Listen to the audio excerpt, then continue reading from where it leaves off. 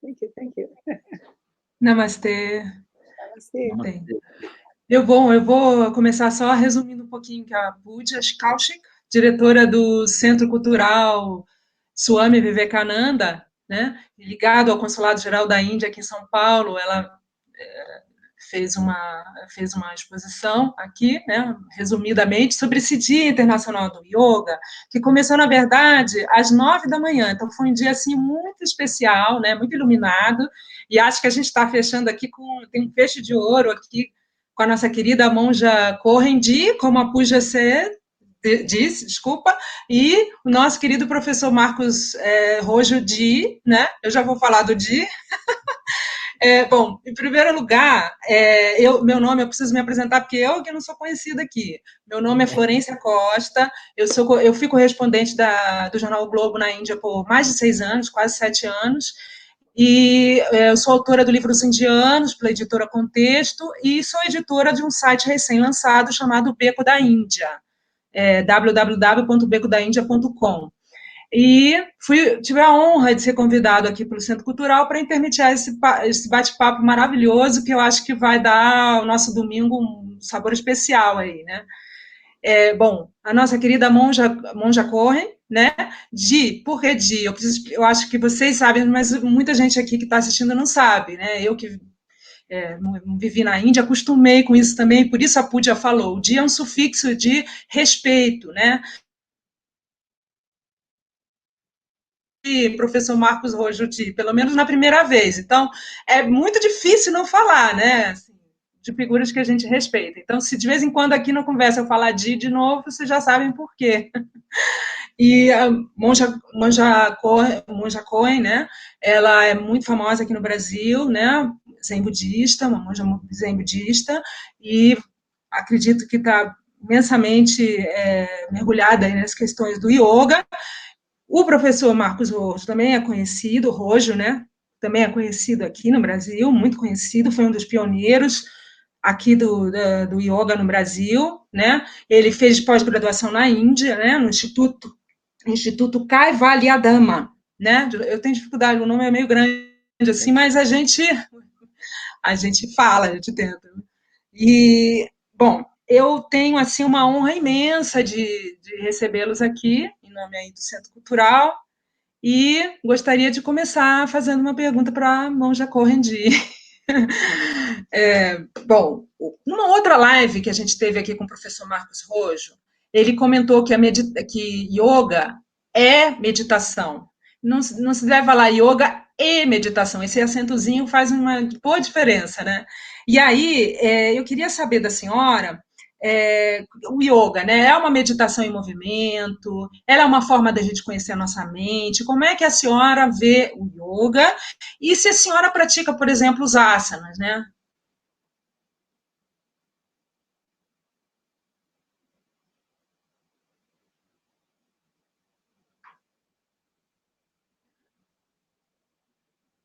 Eu tinha desligado o meu microfone para não Tudo interferir. bem.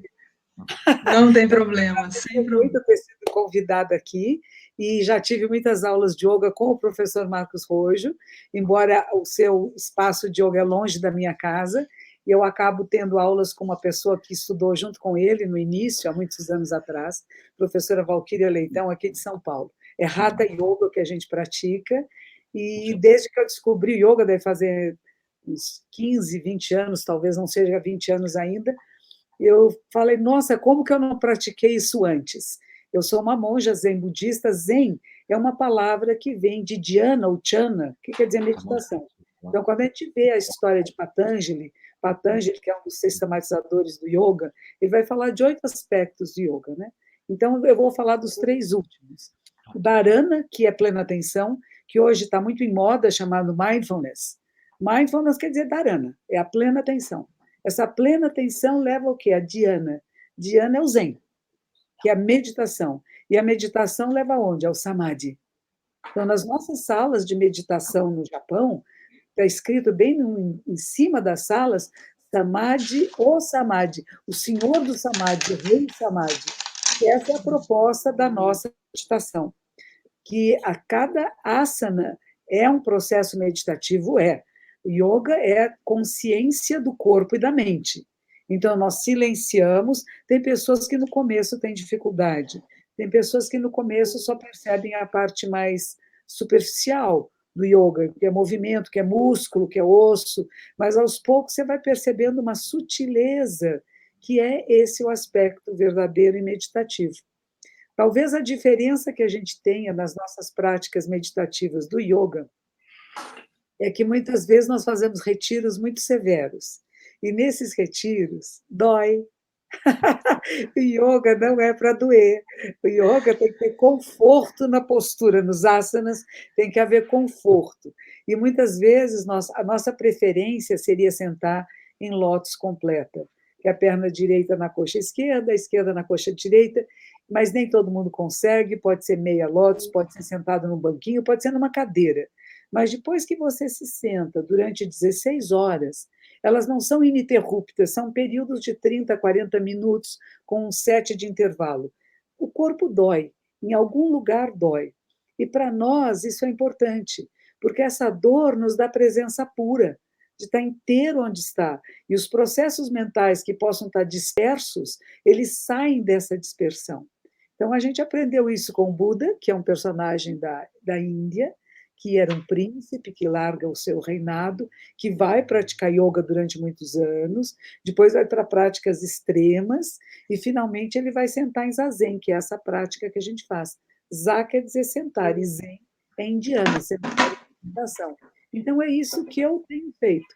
E eu descobri que yoga, e hoje, que benção é o Dia Internacional do Yoga, para mim é só gratidão. Gratidão e respeito, porque é uma compreensão de corpo, mente, não divididos, não partidos, mas como uma unidade. E eu recomendo a todos que pratiquem. Eu tinha a ideia que yoga era só para algumas pessoas, né? É qualquer pessoa, de qualquer idade, mas precisa ter um bom grupo, um bom professor, uma boa professora, para não fazer bobagem, porque a gente pode se machucar por ignorância, não porque yoga machuca. Yoga não machuca ninguém, pelo contrário, tem que ter conforto e estabilidade. Você poder parar numa postura, mas tem que ser confortável. Já o Zen, não. Ele exige, nos grandes retiros, né, não no dia a dia, que você vá além da dor. E a dor pode ser um elemento de compreensão maior de si mesmo e da vida. É isso. Quer dizer, só complementando, obrigada pela resposta, só complementando, uma vez eu fiz um retiro budista na Índia e eu realmente eu sou muito ansiosa, eu tive muito problema de ficar quieta e a monja veio, ela percebeu, acho que era a pior da turma. E aí eu pensei nisso, né? O yoga, tem momentos, mesmo assim, uma pessoa tão experiente como a senhora, de algum momento, ou no início, já teve momentos de ficar sentada, e aí o yoga é muito valioso para preparar a gente para ficar naquela posição? Ai, nossa, sem dúvida alguma, é muito precioso. E, aliás, teve uma vez eu estava fazendo um retiro, isso eu estava morando nos Estados Unidos, e de repente começou a doer muito, doía a perna, pensava demais em uma opção de coisas, e eu comecei a fazer uma respiração consciente, que muitos anos mais tarde eu vim descobrir que o yoga tem os pranayamas. E foi uma Uhum. coisa quase que natural. No momento que está muito desconforto, o meu corpo achou que através da respiração consciente, assim, de segurar a respiração, de fazer pranayama, inspira, segura e solta bem devagarzinho, dá uma pausa. Isso eu aprendi num momento de grande desconforto. Opa, cachorro. Que graça, Luana. Eu percebo que até os próprios pranayamas são coisas que podem vir de nós mesmos, né? Nos momentos de Uhum. necessidade, nós encontramos como praticar o yoga. Não é Uhum. só como foi ensinado lá, que é importante a tradição, mas que tem alguma coisa em nós. Entendi. Ai, que fofo. Vou até desligar meu. Não, tudo bem, tudo bem. Ele quer participar, né? Ele tem direito também. A cachorrinha do vizinho latiu. Elas têm um diálogo. Aqui, ó. Um late, Ah, claro, lógico, lógico. conversa entre cães. São bem-vindos, são bem-vindos. Fidelidade. Exato. Muito bom. Professor Marcos Rojo, eu gostaria de perguntar para o senhor, né, até um assunto que a gente resvalou um pouquinho na outra live, sobre a questão no Ocidente, questão da ciência, né, que no Ocidente é uma referência muito importante, né, a ciência, né, E aí a gente sabe que já houve muitas pesquisas em universidades famosas no exterior que comprovam a eficiência da meditação, imagino que do yoga. E eu queria saber, eu tenho uma curiosidade, eu tenho a impressão de que aqui no Brasil já ocorreram estudos, assim, pesquisas, né? O senhor sabe se já ocorreram, como é que foi, que demonstraram Sim, esses sim, Florença, benefícios? sim. Vocês me ouvem bem? Está funcionando o microfone? Estou ouvindo bem, está ótimo. Primeiro, agradecer o convite, agradecer ao Consulado da Índia, Pooja Ji, Florência Ji, Monja Coen Ji. Um prazer estar com vocês, uma honra estar junto com a Monja, sou um admirador da Monja, e ter a Monja falando sobre yoga no Dia Internacional do Yoga é um verdadeiro privilégio. É um dia homologado pela ONU, em que a gente fala um pouco mais sobre yoga e a importância do yoga. O yoga, assim que ele já, na própria Índia, no final do século XIX, vislumbra a possibilidade de chegar no Ocidente, e um dos grandes divulgadores do yoga no Ocidente foi também Swami Vivekananda, mas já no final do século XIX, quando se pensa o yoga vai chegar no Ocidente, Madhava Das, que era um antigo yogi da região oeste da Índia, do estado de Gujarat, era um líder entre os yogis, dizia assim, o yoga terá que ser pesquisado, nós vamos ter que comprovar a eficácia do yoga, e vamos ter que comprovar a eficácia do yoga de acordo com os métodos ocidentais, de acordo com a ciência ocidental, e vamos ter que falar a linguagem dele. É como se Madhava Das, no final dos anos 1800, dissesse assim, eu sei que algum dia, lá em São Paulo, a Florência vai entrevistar o Marcos e a Monja, e eles vão ter que falar o yoga na língua do ocidental. Ou seja, o yoga tem uma linguagem própria, uma anatomia, fisiologia sutil, de acordo com a cultura daquela época, mas que são dificilmente compreensíveis por nós. Falar dos chakras, dos nadis, de Kundalini, é muito interessante, é muito atraente, mas ainda não conseguimos comprovar. Futuramente, esperamos que sim, e que a ciência caminhe nesse sentido. Mas Madhava Das dizia, você vai ter que pesquisar o yoga, vocês vão ter que colocar isso num laboratório de acordo com os métodos ocidentais para provar que isso funciona. Swami Kuvalayananda foi estimulado por esse pensamento de Madhava Das e funda a escola de Kaivalyadama em 1924 com esse propósito.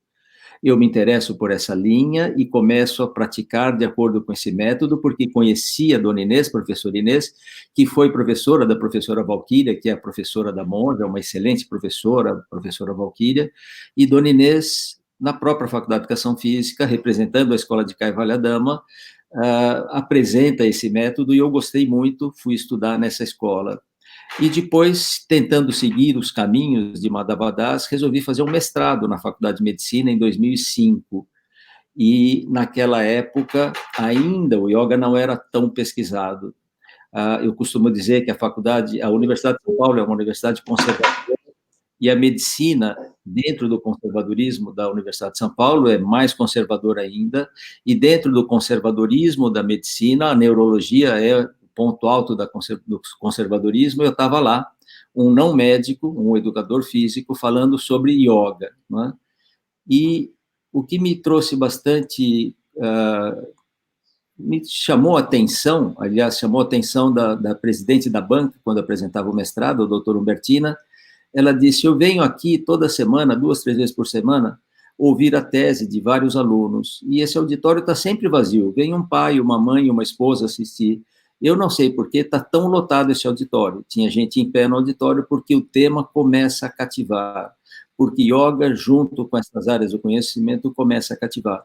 De 2005 para frente, e eu peguei essa onda, o yoga começa a ser muito pesquisado. Se você analisar no gráfico, as pesquisas até o ano 2000 são muito poucas, depois elas começam a crescer, de 2005 para frente, você tem um gráfico quase que numa condição vertical, em que as pesquisas começam a aparecer, não só do yoga, mas também outros sistemas de meditação.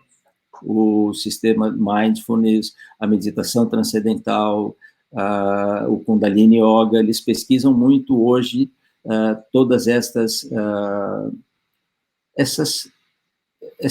positivas influências, essas vantagens que essas práticas trazem. Então, hoje está indo muito bem, sim, mas houve uma época em que a gente fazia pesquisa com esse assunto e não citava o nome yoga, porque senão não passaria no comitê de ética, porque a palavra yoga gerava um certo misticismo, às vezes alguma coisa, o misticismo, não do misticismo positivo, o misticismo não comprovado. Então, estamos indo muito bem, as pesquisas estão acontecendo, Dalai Lama também deu uma grande força, Mind Life Institute, do qual a professora Elisa Cotada faz parte, hoje uma referência em pesquisas. Estamos indo bem, Florência, vamos indo. Maravilha. Eu queria avisar, esqueci de avisar no início, que as pessoas podem fazer suas perguntas, não vai dar tempo, sendo bem sincera, a gente não vai ter tanto tempo para responder tudo, mas eu tento no final reservar os últimos 10 minutinhos para se tiver pergunta, né? Eu tenho aqui as minhas, mas posso fazer algumas. Eu queria registrar aqui Maria da Graça de Sordia, que falou: gratidão por estar aqui com vocês no Dia Internacional do Yoga. Eu também estou sentindo super honrada de estar aqui com essas presenças, né? Então, Monja Cohen, eu gostaria de perguntar à senhora, até eu não queria trazer nenhum assunto assim negativo, mas eu acho que é um pouco inevitável, a gente vive um momento de pessimismo, pandemia, agressividade online, né? A internet trouxe muita coisa negativa, é uma coisa que está muito na cabeça da gente, né? Como chegamos a esse ponto, angústia, medo, os ódios, né? Então, uma coisa eu queria saber assim, né? Tenho muitas curiosidades sobre os mestres, assim, né? Como que se a senhora sente pessimismo de vez em quando, por exemplo, como eu sinto, ou como muitos amigos meus sentem, se a senhora sente ou não, ou nunca sente, e como que as práticas meditativas podem ajudar nesse sentido a diminuir isso.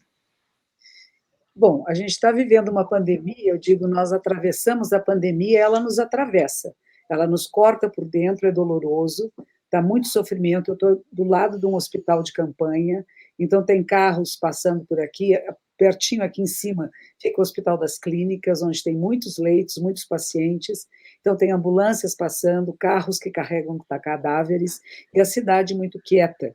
Então, quando você acorda, você se lembra, peraí, nós estamos vivendo uma época de exceção, uma época muito rara, e há uma tristeza no ar, não adianta fingir que não está acontecendo nada, que está tudo bem, e tem pessoas que negam a realidade, né? Aqui na praça, que é onde tem, dentro do estádio, no campo de futebol, tem pessoas muito doentes, e trazem crianças, ficam jogando bola, correndo, andando de bicicleta. Falei, bom, devem morar em apartamentos, né, e precisam sair, mas não é o lugar mais adequado para vir, porque o vírus pode estar por aí.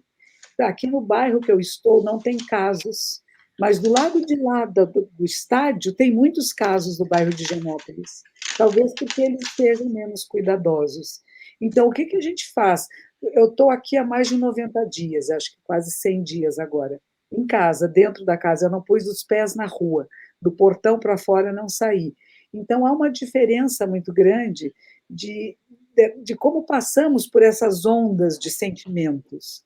Há uma coisa interessante que a meditação e a respiração consciente nos traz para o agora. Então, não tem ansiedade pelo que vai acontecer, como vai ser depois, eu quero sair, eu percebo em mim esses sentimentos quando eu vou no portão e vejo aquele monte de gente na praça, eu falo, seria tão bom ir correr lá na praça, caminhar na praça, tomar sol na praça, mas no fim eu não vou, porque tem alguma coisa maior que diz, não, ficar em casa não é só por mim, é por todos os seres. Eu posso estar contaminada sem nenhum sintoma, então eu não vou me expor nem expor ninguém a isto, né? Então, a gente sabe que é um momento de solidariedade e de pensar mais.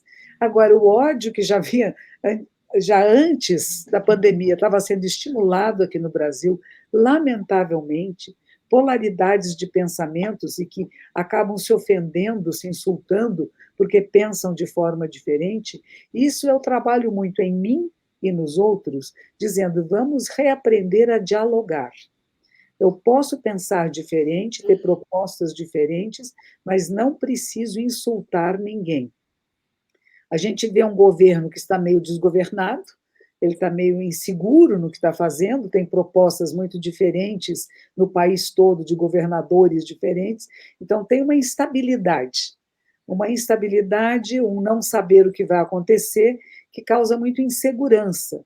Mas eu me lembro de Buda, um indiano maravilhoso, e que ele dizia, antes, com 80 anos de idade, ele está morrendo, está velhinho, doentinho, morrendo, e ele diz, não há nada seguro neste mundo. A ideia de segurança que nós criamos é uma fantasia. O mundo é transformação e movimento incessante. Então, esta pandemia nos traz duas coisas importantes. Uma, a percepção que somos uma única espécie. A família humana é uma só. A família humana, que seja de que cor for, de que país for, podemos ser contagiados pelo vírus, que nós, na nossa ignorância, que é o grande problema da humanidade, a ignorância, o que transforma a humanidade é sabedoria. Então, através da ignorância, nós acabamos invadindo o meio silvestre de forma não pensada, não cuidadosa. E essa não cuidadosa pode ter feito que os nossos bonitinhos morceguinhos, que são animais muito lindinhos, eles estavam muito estáveis com o coronavírus, numa simbiose muito harmoniosa, mas, de repente, colocaram morcegos, que são animais muito sensíveis, em jaulas, e provavelmente o coronavírus dentro do corpinho dele se sentiu desassossegado e vai procurar um outro hospedeiro. Então, nós temos a ver com isso, não somos os únicos responsáveis, mas temos a ver com o nosso descuido com a vida da Terra. E a vida da Terra é a nossa vida, é o nosso corpo comum. As pessoas da nossa casa, como eu digo, não é o nosso corpo, é a nossa vida. Nós não vivemos sem água, sem alimentos, sem ar, então nós precisamos disso para viver. Nós estamos nessa harmonia. E eu acho importante que uma coisa que a gente pode lembrar nesse momento, que não é antropocentrismo, mas é biocentrismo. A vida é o centro da própria vida. E nós temos que cuidar. E ficar com ódio, com raiva, com rancores, com insultos, é absolutamente desnecessário. Nós temos que compreender até mesmo aquele que não nos compreende. Temos que entender mesmo aquele que insulta, que fala de ódio, porque ele deve ter sido criado e educado dessa maneira. Quando você pensa em pessoas adultas sendo muito agressivas, eu sempre imagino essas pessoas como bebezinhos. Bonitinhos, eram tão lindos. E o que puseram nesses seres? Podiam ter tendências, nascemos com tendências genéticas, né? Mas de que maneira foi estimulado esse ser humano para se manifestar dessa forma? E aí me lembro muito da professora Lia Dias, que vai trazer para nós Mahatma Gandhi com grande força, dizendo: eu não odeio a pessoa, mas a ação é errada. Eu condeno a palavra errada, o gesto errado, o pensamento errôneo, mas esse é um ser humano que eu não quero que desapareça, mas eu quero que acorde, que desperte. Lembrando que a palavra Buda quer dizer isso, aquele que despertou.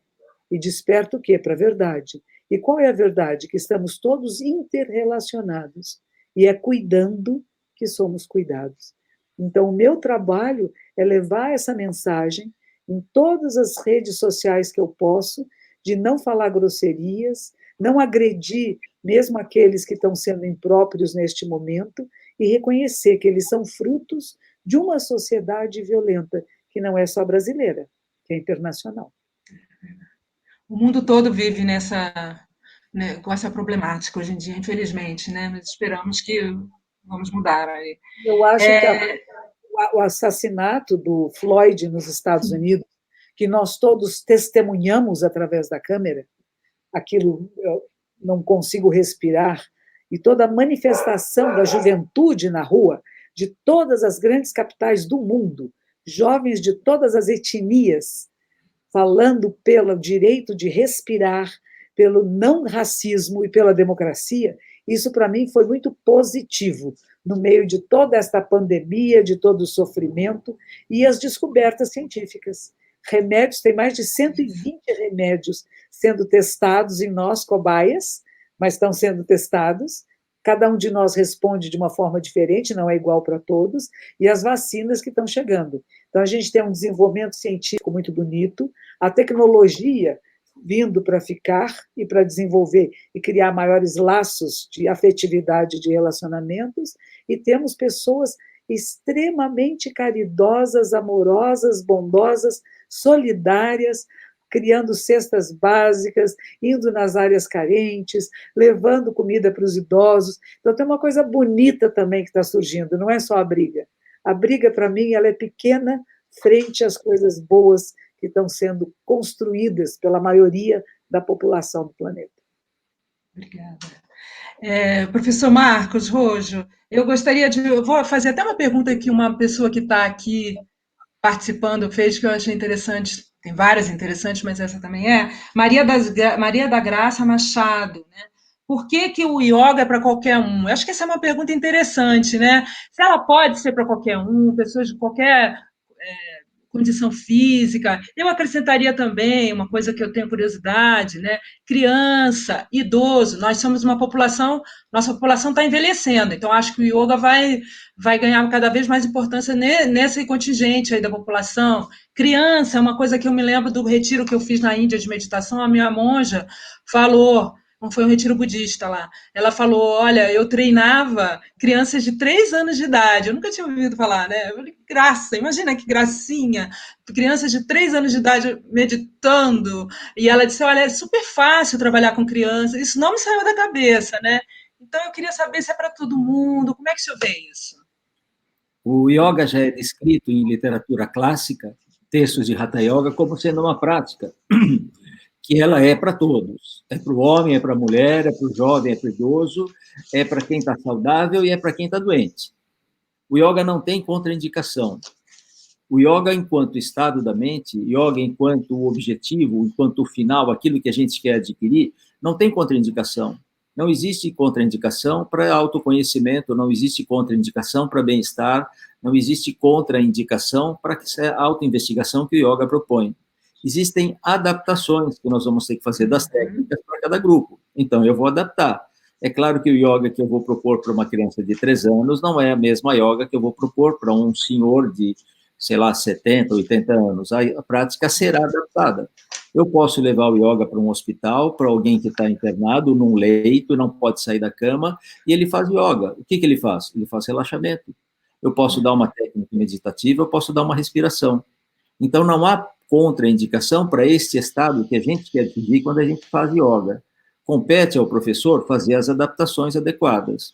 Eu me lembro que eu trabalhava lá na USP, eu tinha um grupo de terceira idade. E então, na intenção de criar um sistema inclusivo, também os idosos, criamos um grupo de terceira idade. E eu nunca fiquei confortável com o grupo de terceira idade, achando que nós não tínhamos que ter um grupo específico para a terceira idade, que a gente colocasse a terceira idade junto com os jovens. Afinal de contas, eu tinha lá senhores de 60, 70 ou 75 anos, fazendo com muito mais flexibilidade, às vezes com muito mais concentração do que o próprio jovem de 20, 21 anos que tem ingresso da USP. Então, nós começamos a misturar, não tinha um grupo específico para a terceira idade e não tinha mais o grupo específico de gestantes. Assim, o yoga permite que todos possam fazer juntos. Eu entendo que atividades físicas nem sempre dão certo. Eu não posso misturar diferentes faixas etárias para um treino de karatê, onde eu posso machucar alguém porque eles não estão no mesmo nível. Mas para uma prática de yoga, sabendo que o envolvimento com a prática é o que determina aquele que está começando e aquele que já está um pouco mais envolvido com a prática, eu posso dar o mesmo exercício. O grau de envolvimento e o grau de concentração é que vai ser diferente. E a prática permite isso. Eu acho muito bonito isso do yoga. É para todos.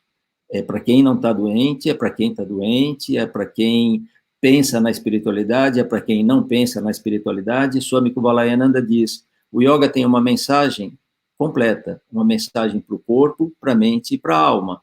Hoje, a maioria das pessoas busca o yoga nas academias ou pela mensagem que o yoga tem para o corpo ou para a mente. Raramente alguém vem para uma academia e diz assim, eu quero fazer yoga porque eu quero descobrir a minha essência ou o significado da vida.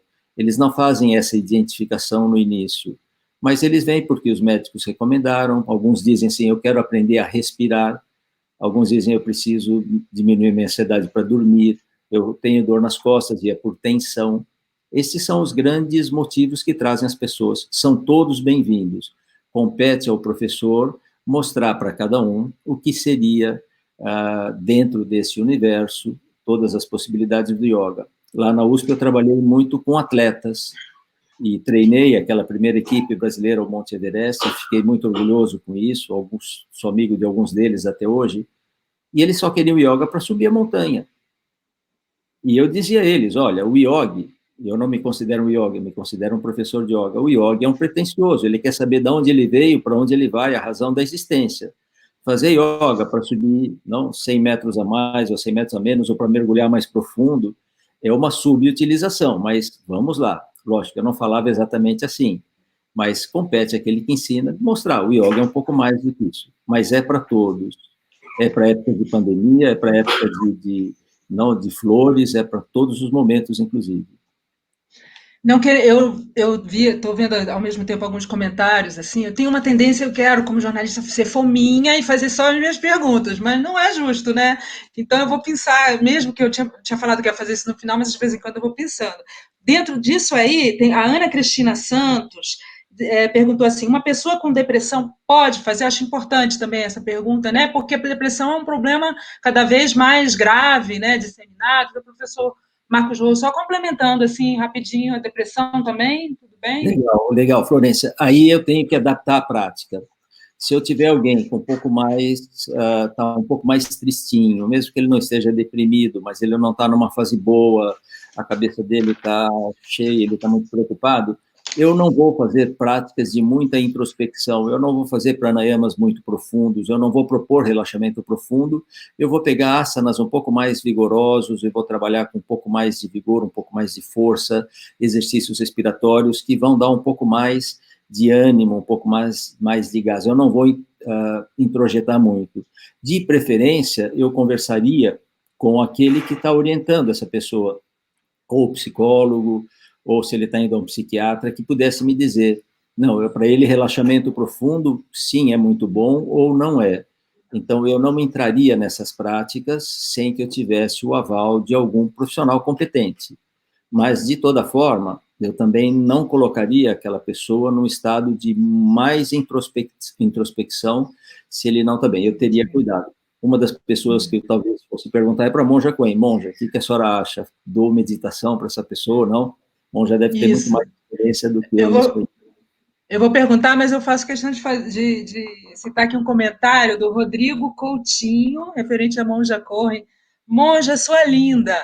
E eu estava pensando, antes né, ontem e hoje, eu falei, a voz da Monja Coen é aveludada, né? Ela me traz uma calma. A hora que eu ouço a Monja Coen, eu me sinto tranquila. Então, além de linda, ela traz tranquilidade para a gente. Acho muito importante, então, ouvir a Monja Coen sobre isso também, né? Sobre essa questão se as pessoas podem fazer meditação, tendo depressão, como é que é isso? Depende muito do nível da depressão, né? Depressão tem vários estágios diferentes.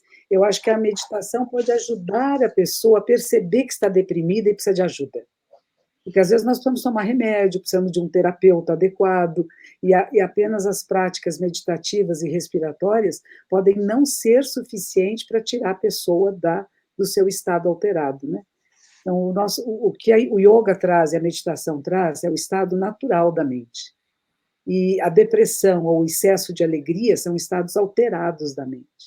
Então, o que nós procuramos trazer é para a pessoa trazer de volta o seu estado natural, que é que nem o ponto morto num carro, né? Não vai nem para frente nem para trás, é onde você tem uma pausa. E essa pausa tem a ver com a respiração consciente. A chave mestra disso tudo é postura e respiração consciente. Então, a gente trabalha corpo e mente simultaneamente. Então, eu percebo que estou tendo problemas. Eu falo, se uma pessoa ficou mais de 5 dias trancada no quarto, não quer sair, está na hora de procurar apoio. Se você está, por exemplo, alguém que esteja nos ouvindo agora, está 5 dias trancado em casa, não quer sair do quarto, não quer falar com ninguém, não entra nas redes sociais, não telefona para um amigo, para ninguém, está na hora de telefonar, está na hora de falar com alguém. Aliás, se já está aqui é porque já está bem, porque quem está muito ruim nem aqui vem, nem abre o computador, nem abre nada, né? A depressão é uma doença gravíssima, é a doença do nosso século. Muitas pessoas estão ficando desencantadas com a vida, desencantadas consigo mesmo, e a vida é um encantamento. E é uma pena antes de chegar nesses estados mais profundos, elas não tivessem procurado ajuda. Porque quando a gente está só numa tristeza, ela é legal. A tristeza, a gente passa por ela, ficamos tristes e passamos. É importante ficar triste também.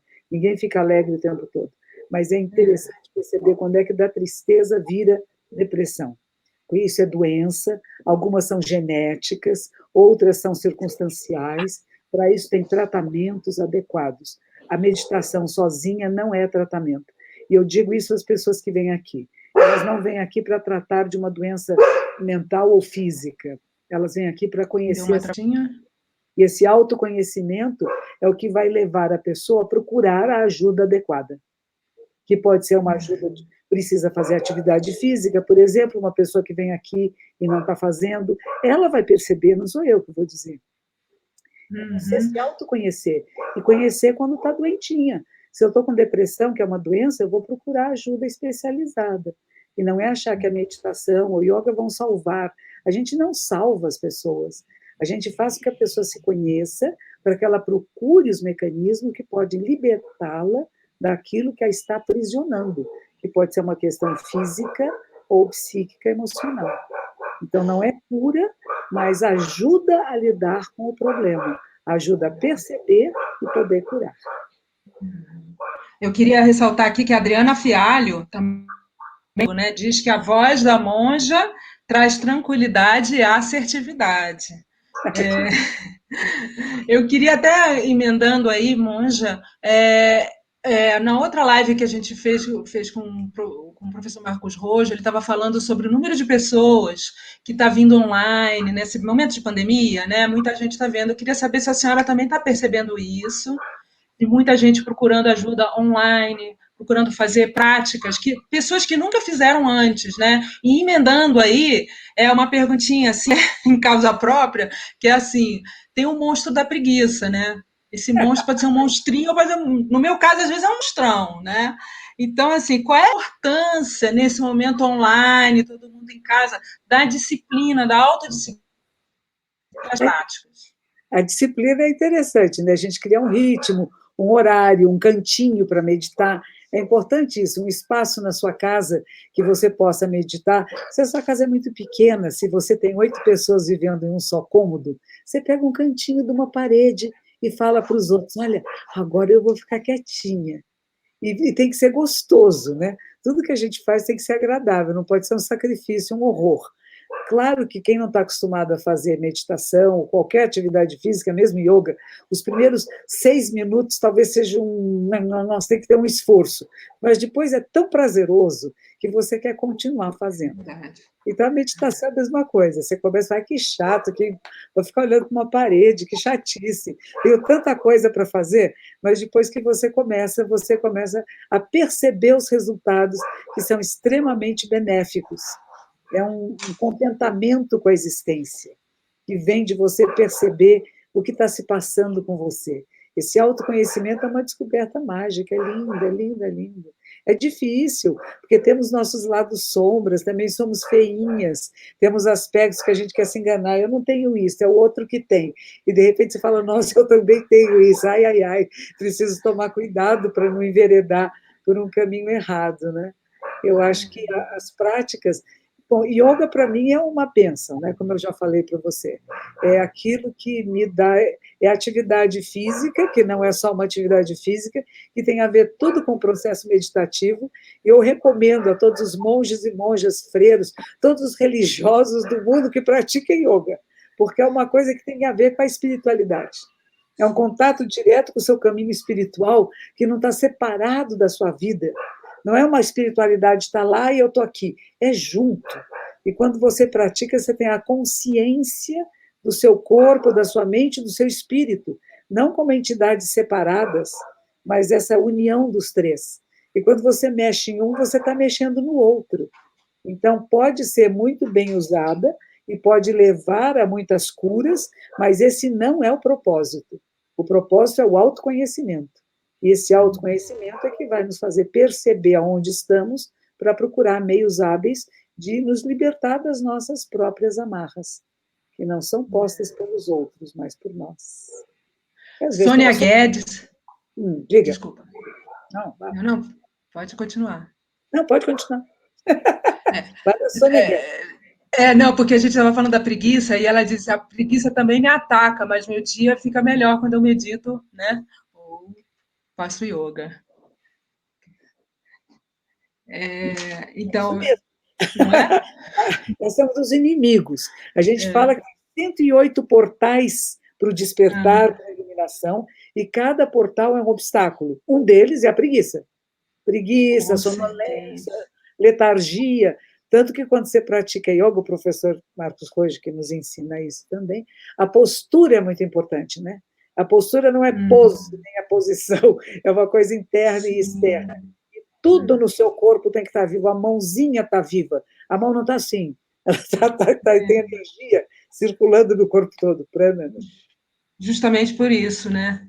Então, você começa a praticar que a preguiça vai embora. No budismo, a gente fala assim, que só de você se colocar na postura de meditação, todos os diabos vão embora, eles não suportam.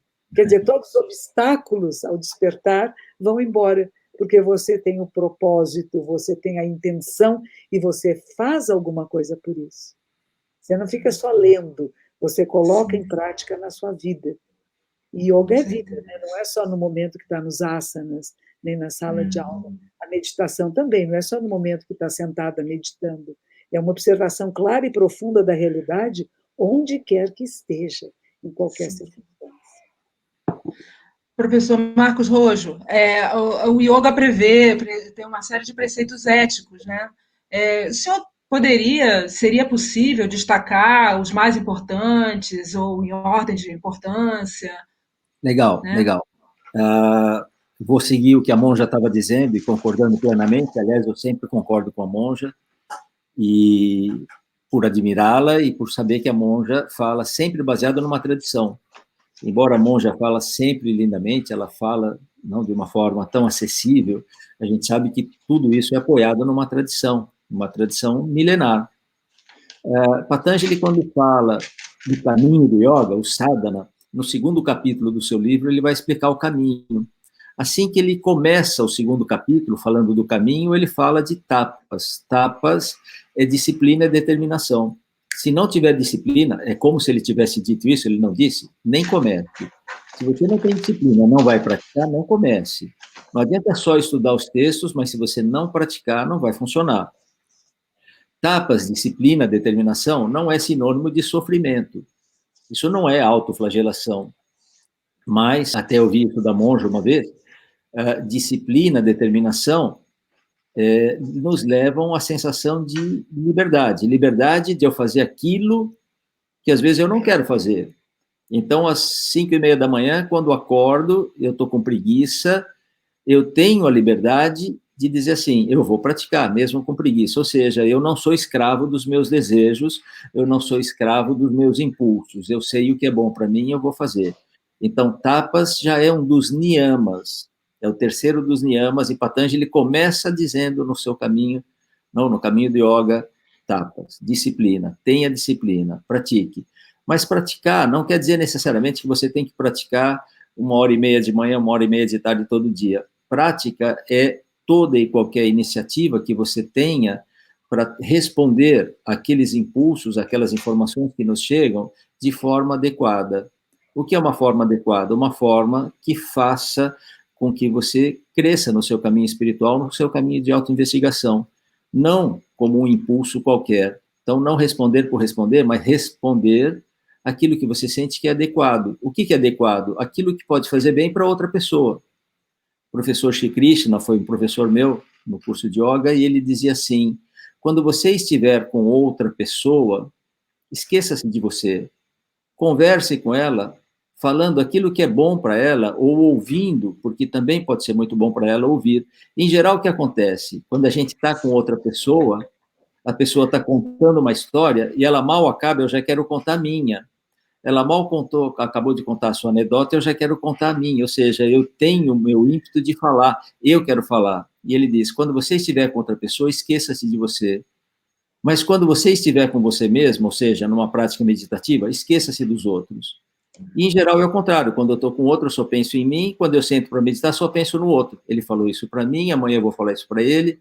Esqueça-se dos outros. Isso, de certa forma, é tapas. Colocar a mente nos trilhos e falar, aqui é o caminho que eu vou seguir.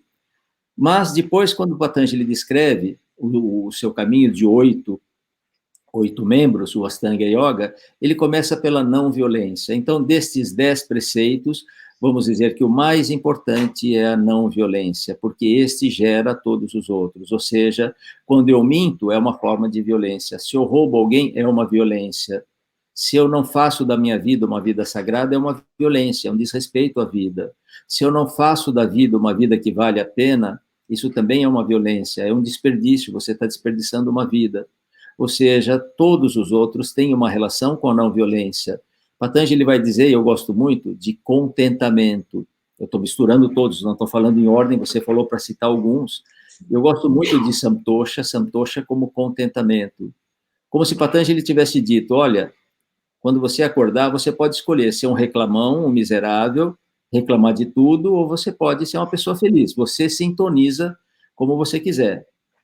E aí você sintoniza. Que bom que eu vou trabalhar, que bom que eu tenho trabalho, que bom que eu tenho alunos, que bom que meus alunos não vieram hoje e sobrou um tempinho para poder lavar aqui a minha academia, que tudo é que bom, né? Que bom que aconteceu. Isso é Santosha, ver de cada momento uma oportunidade, um momento feliz. Que bom que nós estamos passando por essa experiência, que bom que eu estou aqui com vocês, aprendendo mais da monja, aprendendo de vocês, que bom, tudo é que bom, agradecer o tempo todo, mas isso é um exercício, isso não nasce na gente, não é porque a gente lê um livro que isso vai acontecer, são pequenos atos que a gente vai fazendo durante o dia que podem compor um caráter, eu vou repetindo aquilo, eu agradeço o alimento, eu agradeço a companhia, agradeço porque eu vou dormir, agradeço porque eu acordei, então tudo a gente agradece, isto é Santosha.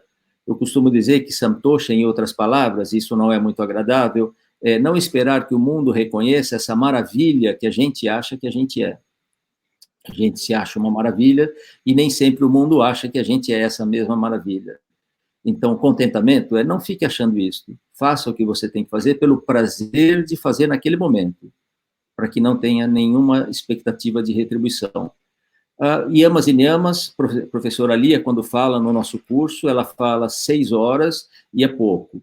Não é? Então, poderíamos falar muito tempo, mas, em resumo, é isso. O caminho do yoga começa pelas atitudes. A técnica, os exercícios, as práticas são importantes, mas, antes disso, o Patanjali descreve atitudes. Ou seja, não pense que você vai levar a vida de qualquer jeito, com todas as ganâncias, raivas e ignorâncias, e no final do seu dia, você pratica meia dúzia de asanas, 2 pranayamas, e fica esperando a iluminação. Como de vez em quando vem um aluno e fala, professor, eu já estou aqui na academia há 1 ano e meio, e até agora eu não me iluminei, né? A senhora faz aula quantas vezes? Eu faço 2 vezes por semana, 1 horinha. Ah, tá bom. E soma tudo isso. Quando soma 2 vezes por semana, né, você vai ver, praticou, sei lá, 100 dias, 200 dias. Não é muito, isso não é nada, não é? Praticar yoga é praticar todos os dias, o dia inteiro. Resumi muito, né, Florência? Não, mas está perfeito, muito bom. É, eu queria registrar aqui que houve uma presença inesperada de uma coisa fofa, um cachorrinho da monja, que eu não sei. Eu amo bicho, né? Eu amo, então por isso que eu fiquei animada com a presença dele. E aí, emendando, né, falando em animais, eu queria perguntar para a monja Cohen, quer dizer, sobre o meio ambiente, né? A gente vê, tá, olhos vistos aí, agressões ao nosso meio ambiente, aqui no Brasil, no mundo, enfim.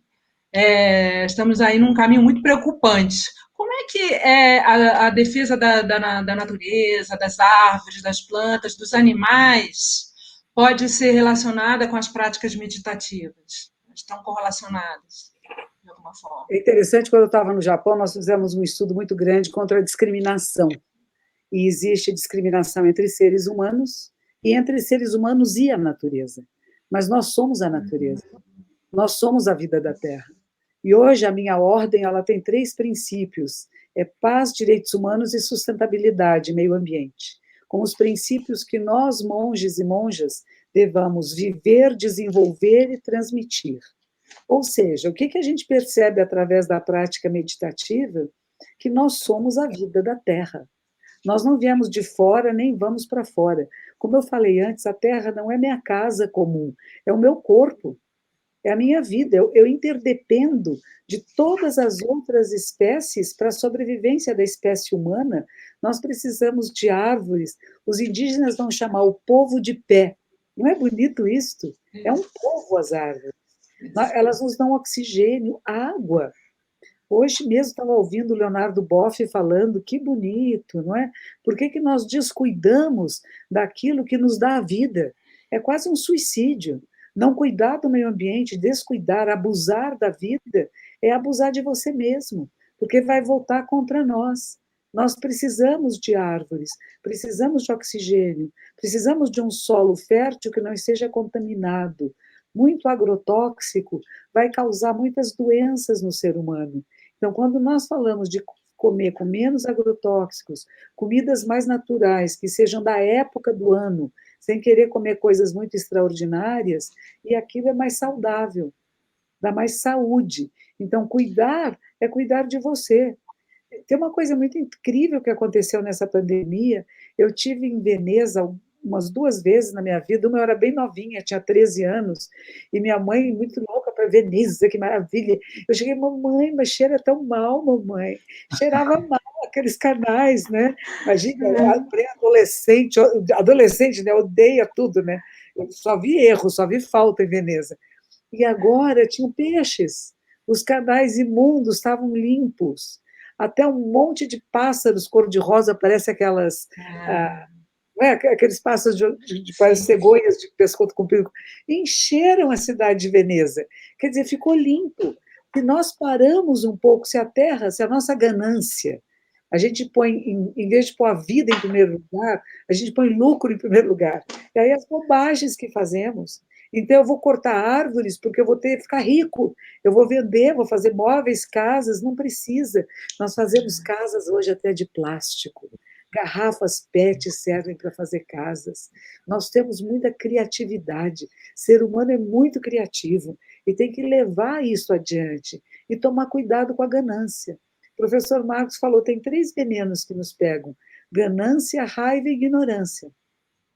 Da ignorância surge tudo. Então, se nós desenvolvermos sabedoria, que é a capacidade de ver com clareza a realidade e atuar de maneira assertiva, nós estamos transformando o mundo, política, econômica e socialmente. Não conheço transformação maior do que esta, de que cada ser humano acorde e desperte. E o despertar é isso, perceber que a árvore é um ser vivo. Outro dia eu até escrevi sobre isso, eu ia cortar um chuchu. Ai, que experiência mais linda. Cortei o chuchu na vertical e abri dentro de um chuchuzinho. Um chuchuzinho tão clarinho, tão branquinho. E aquilo me encheu de compaixão. Falei, que maldade de um bebê. Tirei o bebê, chuchu, e plantei no quintal. Ainda não deu nada, mas eu plantei ele lá. E de noite eu não sonhei com o chuchu. O que aconteceu? O chuchu pulsava. Era assim, estava vivo dentro, e os dois mexiam, e às vezes a gente não se dá conta que tudo está vivo. Alface está vivo, cenoura está vivo, chuchu está vivo, tudo é vida e tudo pulsa. E às vezes o nosso olhar só identifica isso em bichinhos, né? Mas tudo é vida pulsante. E se a gente cuidar, retribuir, como é que a gente agradece aos alimentos que se tornam o nosso corpo?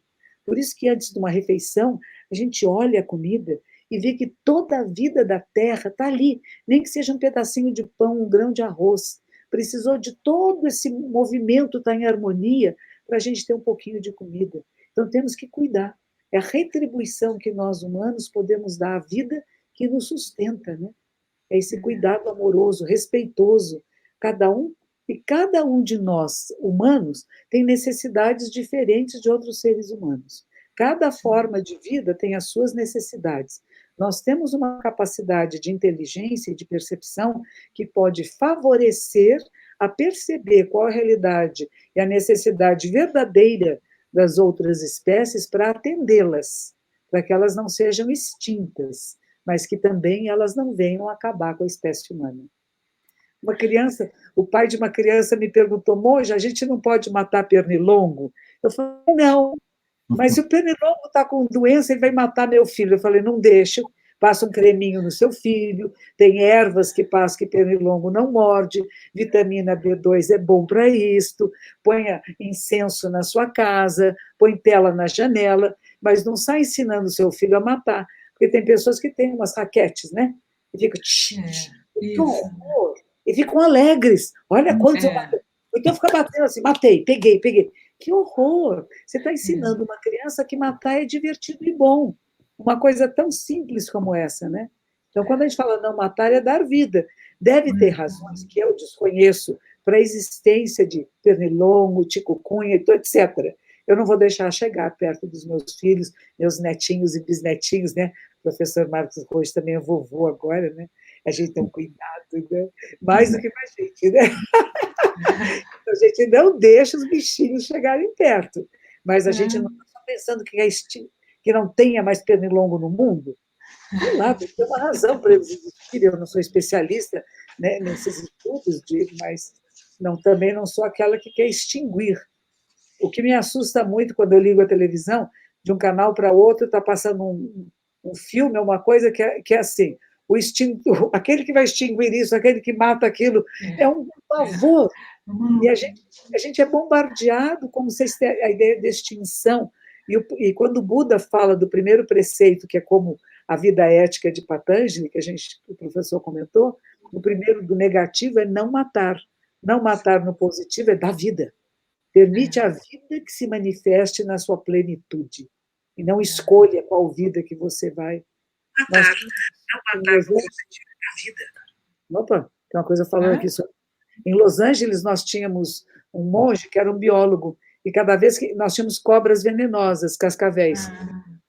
Cada vez que ele encontrava uma cobra, ele pegava ela pelo pescocinho, abria, ele sabia pegar, com um palitinho, tirava do dente dela o veneno, que ainda podia ser usado, pegava a cobra, põe numa caixinha, porque as cobras são territoriais, né?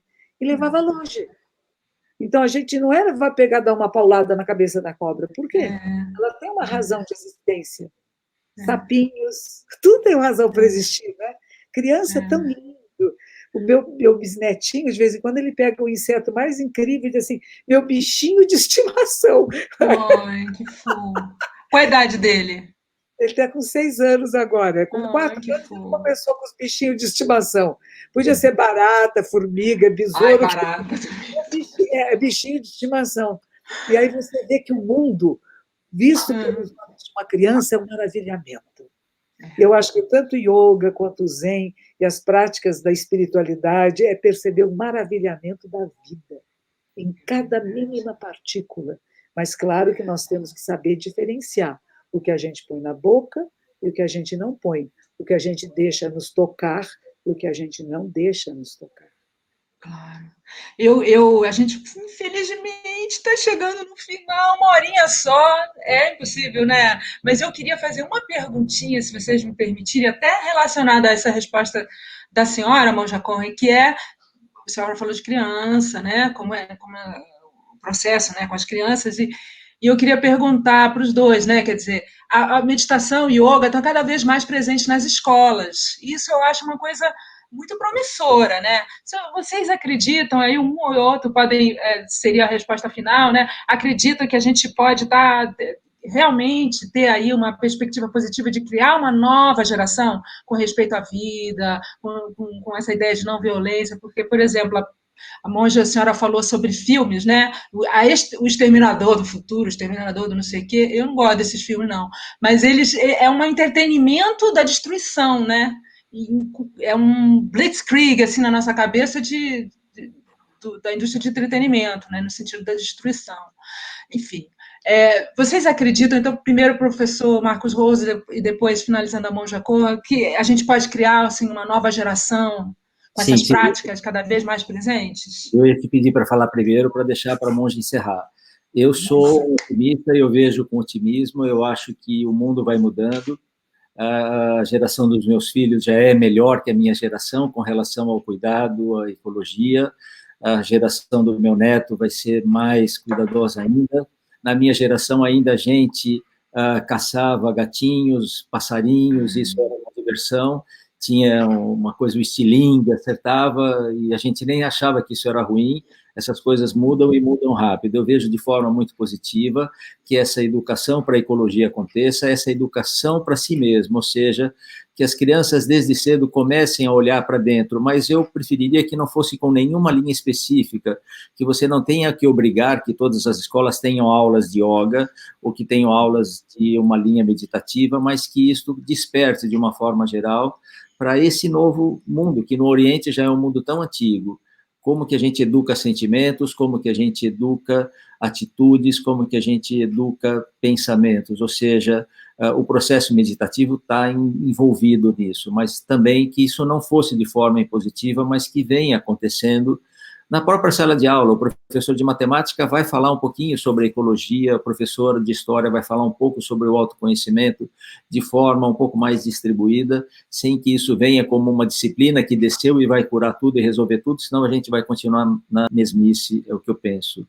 Mas, monja, queria que a senhora encerrasse, né? Isso aí, monja.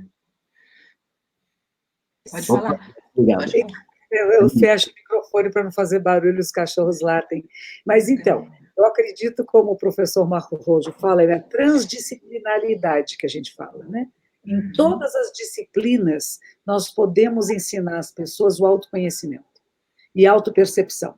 Muitas vezes uma criança chega numa sala de aula muito aflita, teve briga em casa, pai e mãe se bateram, se xingaram, teve problemas com irmãos, chegam muito desesperados na sala de aula. Você pode primeiro, na primeira aula que tiver, dizer, vamos respirar, chegamos aqui, respira. Uma vez, duas vezes, não é nem meditação nem nada, respira, chegou, está na aula, agora vai começar a aula. Inclusive para dar foco, dar atenção. Se em cada aula, depois de cada intervalo, tiver uma respiração consciente, eu não falo nem duas nem três, uma, a criança já chega lá, ela já fica presente. Tudo que ela brigou antes e fez antes, volta para estar presente, está inteira no seu corpo. E aí sim, através, por exemplo, uma aula de matemática, você pode perguntar para uma criança, quantas vezes você respira em 1 minuto, ou 10 minutos, sei lá. Você já contou? Não, então vamos contar, põe reloginho aí. Então você brinca com isso. Na aula de biologia, sei lá, você pode dizer, você está bebendo água, onde é que ela está agora? Está na garganta? E aqui, como é que chama aqui? Esôfago, legal. Chegou no estômago, dá para ouvir barulhinho? Então você vai estar presente no que está acontecendo. Por exemplo, ficou com ciúmes. Crianças têm ciúmes em sala de aula, né? Cabe ao professor pegar e dizer, isso é ciúmes. Que legal, você tem ciúmes, todos sentimos. O que você faz com isso? Você está com ciúmes do seu amiguinho porque eu dei atenção, né? Eu dei atenção porque ele precisa mais atenção do que você aprende mais rápido. Vamos trabalhar junto? Vamos brincar junto? Então, reconhecer o que está sentindo, reconhecer o que está acontecendo e trabalhar esse sentimento independentemente de qualquer aula. E não pode dizer que tem que ser religioso, porque eu não acredito em ensino religioso. Eu acho que o ensino é laico. E as pessoas, a religião vai ser as famílias e são opções pessoais. Então, se a gente impõe alguma coisa, a gente impõe de uma forma errônea. Talvez uma coisa que muitas pessoas gostam muito do professor Marcos, hoje que faço questão de dizer isso, que ninguém nem sabe qual é a religião dele. Ele não impõe isso em sala de aula para ninguém. É uma coisa dele, ele não insiste que sejam religiões indianas, nem budismo, nem cristianismo, seja o que for. Cada um tem a sua e não vamos falar nesse assunto, mas vamos praticar yoga. Vamos ter o despertar da consciência, vamos ficar bem conosco, com o mundo e com a vida. Eu acho que isso é mais importante. Se houver essas práticas, nós temos que educar quem? Professores. Quem é que precisa ser treinados são educadores, que sejam verdadeiros educadores. E para isso, como fala a professora Lia Diskin, tinham que ser muito melhor remunerados, principalmente aqueles que trabalham com a infância. Esses teriam que ser mais remunerados do que o nível universitário. E, infelizmente, ainda não é assim. Mas não significa que não será assim. E para isso a gente tem, eu falo, esperança de esperançar, de fazer para que aconteça. Ficar esperando só dentro de filosofia, aprendi isso recentemente com o professor Clóvis, esperança não é bom, porque você não está no presente. Saudosismo do passado não é bom, porque não estou lá, mas está presente onde você está e criando causas e condições para que possa ser cada vez melhor. Eu acredito que educação é a grande transformação do mundo, sim. E se todos formos capazes de nos autoconhecer de maneira adequada, vamos ser seres muito gentis e cuidadores. E graças ao yoga, que hoje celebramos o seu grande dia, que bom que existe, que bom que a Índia manteve as tradições e tradições que chegam até nós, o professor Marcos e outros grandes professores de yoga que existem aqui no Brasil e no mundo, e que a gente possa ser um ser humano melhor, porque estamos o tempo todo nos observando, vendo as falhas e corrigindo. Que assim seja. Obrigado, Monja. Nossa, obrigada, Monja. Obrigada, professor Marcos Rocha. Foi um domingo mais do que iluminado. Eu estou muito honrada de ter participado assim dessa conversa. Agradeço muito, em nome também do Centro Cultural Swami Vivekananda, né, que organizou esse Dia Internacional do Yoga. Muito obrigada. Obrigado, Monja. Obrigado, Florência. Namastê. Obrigado, Puja. Namastê. Obrigado, Marcos G. Obrigado, Monja Di, Marcos Di. Obrigada, Florência. Obrigada por você, Obrigada. ao consulado e ao yoga da nossa vida. Namastê. Namastê, namastê. Namastê. Muito bem.